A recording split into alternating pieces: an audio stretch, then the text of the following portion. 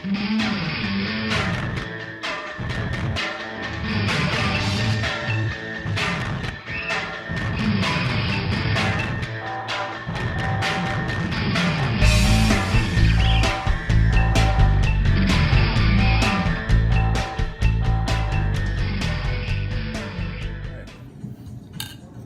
to Films End. Welcome to Films End.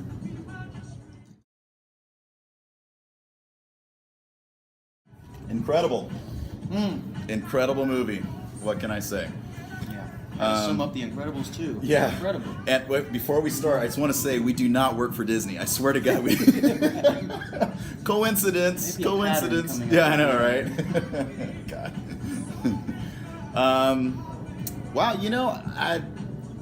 What I liked about this is that, yes, it was a sequel. You had like this continuance, but to me, it kind of felt like a standalone, like at the same time. Yeah. It really. I mean, I know that they paid a lot of homage, in the first one, to the James Bond movies, and you got the whole jazz music going on, along with the 50s kind of 60s kind of influence of either architecture or fashion and stuff like that. But again, it did feel like Bondish, but it also felt like another James Bond sequel, like how the sequels, how the sequels kind of progressed. It kind of went along with this, with this late '60s, '70s fashion and stuff like that too. So this kind of had the same homage to Bond and all that stuff, but story-wise, it really was kind of its own. I'm just glad that there was no overt gender switch, let's make, Last Girl the heroine now. It's like, no, she was legit. Comedy was great. In fact, there was more comedy in this one than the first one. But my gosh, it had just perfect, beat and tempo. It was infused with the story. You know what I mean? I'm glad they brought the whole cast back.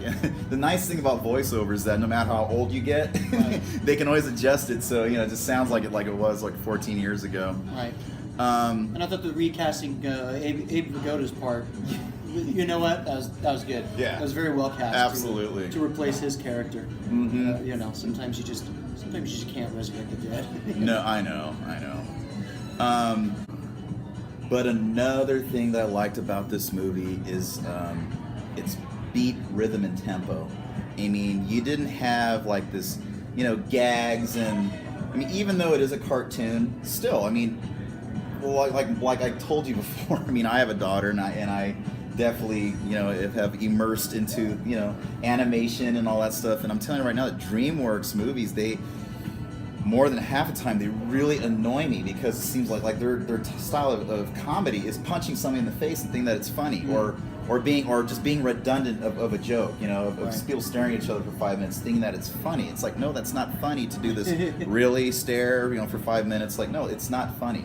So I really like the way how they do this. I also like the way how they kind of make fun of... Disney has a tendency to make fun of themselves too, which I really enjoy. Mostly with this movie and a lot of the others are similar. It's a funny reaction to a situation, a slightly comedic situation, and a very funny reaction, or even a serious situation with a funny reaction, but not, not overdone, not too much. The new word that I learned today being pathos. Where you take an exaggerated kind of a comedic end from what was serious. You go right from serious to over-the-top comedic. It works sometimes, like Tarantino films. Right. It does not work other times, like Right. Star Wars films. Like Last Jedi. Yeah, and a lot of others, and that's kind of my problem with a lot of the movies where they really try to lean heavily on comedy. That just to me isn't really funny. It's kind of taken almost out of context, really. Right. It's a distraction. It really is. It really is. It's kind of like if in the middle of if Eddie Murphy in the middle of his routine told a knock-knock joke, Right. it just kind of takes you out, or vice versa. Henny Youngman all of a sudden starts talking about how talking about homosexuals like Eddie Murphy did back in the 80s and 90s. Right. it'd be a little bit out Yeah. of place, you know. And I think that's the thing is that a lot of the times they use the wrong kind of comedy for the kind of movie that they're making. Right. This did not fall victim to that at all. Just like in the first one, the comedy was a part of the storytelling, and it made it entertaining. It made it work. Nothing seemed forced, which was also another thing too. I think when it came to the hero factor, and now. And it's an obvious sign of the times things are changing. Right. You know, it wasn't lost on me that yes, this is like a female-forward film. You know, having Elastigirl in the forefront and making that a thing. Right. I mean, certainly without everything that's been going on now, that could have been a theme that would not have, it still would not have felt as if that was the reason they were doing it. Right. You know what I mean? I hear it. It works out because just like they did in the original Incredibles, Elastigirl, right from the word go, she's kicking ass. She's saving Mr. Incredible. The first time that we see her, really. Right. She's saving him, and he's finding that attractive, and it was just a dynamic that worked, and it carried over into this film, and now it's her turn to be the superhero, Right. and it's his turn to be the stay home.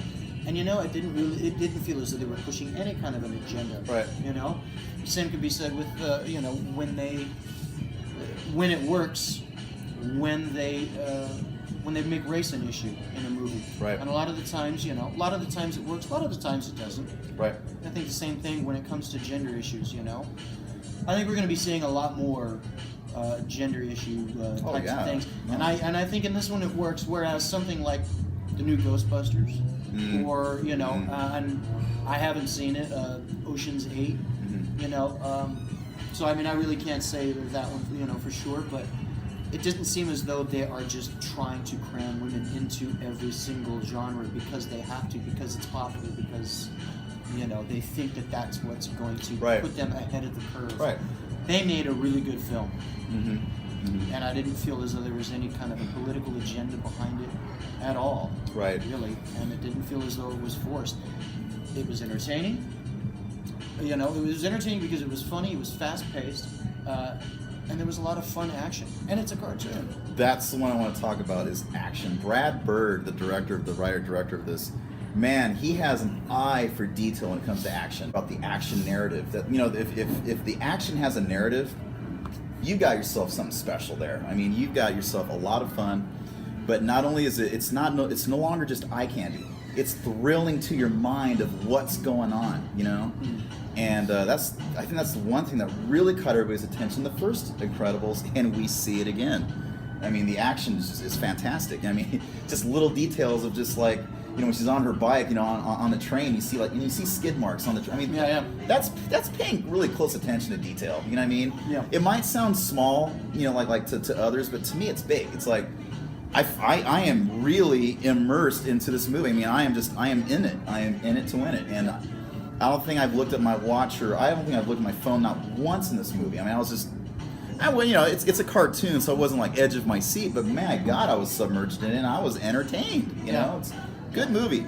Yeah, and you don't want to miss any of the details either. No. Because you know that they're coming. Yeah. But it's great because they're not too subtle, because it is a kid's movie. Mm-hmm. And having seen it on opening day in the afternoon, there's a lot of kids in the theater. Right. So, and it's a new experience for me, I gotta Right, say, But, kids are going to do what kids do, and they talk and they laugh and they make noise and everything.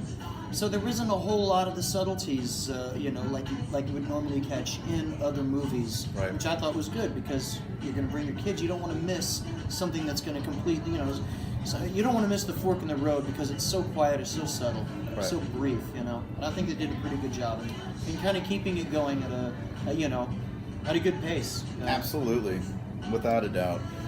It's like, again, I think what we both agreed on is that it wasn't overt with with this political agenda of let's, we got to have more, we got to have more women, even if it's a cartoon. No, we got to have more women. No. Elastigirl was established in the first one, so it was nice to see more of her actually. It really was. So, hey, hands down, I enjoyed it. I mean, again, it had a good narrative. I mean, a good story. It might not have been as sharp as the first one. I think that's the only again, films in, we can't always say great things about, a good, really good rock solid movie. We got to be a little nitpicky to have balance. Right. But I would say that don't expect this one to be as quick and as sharp as the first one. This one does take its time on certain parts, but like you said, dude, it was subtle. You know what I mean? And if it's too slow for someone's attention, that might be your first time experience, but I guarantee you, if you see this again and again, you'll get over it, no problem. It's a good movie, well written movie, and Brad Bird, man, you're the man, dude. You are the man. I believe that he did a Mission Impossible. I think he did Ghost Protocol. Good movie. Good movie. Yeah, so the man knows action, whether it's live action or in a cartoon, the man knows. Yeah. So, good stuff, man. Yeah. Good stuff. This one is a winner. It's a winner. Oh, this will make $1 billion. Of course it will. If Disney rules the world, oh well, I don't care.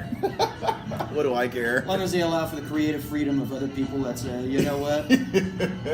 As long as they're not making every movie a Disney movie, then I would be okay with that. Exactly. Let me keep my train spotting tunes, Right. All right, so we went over our good.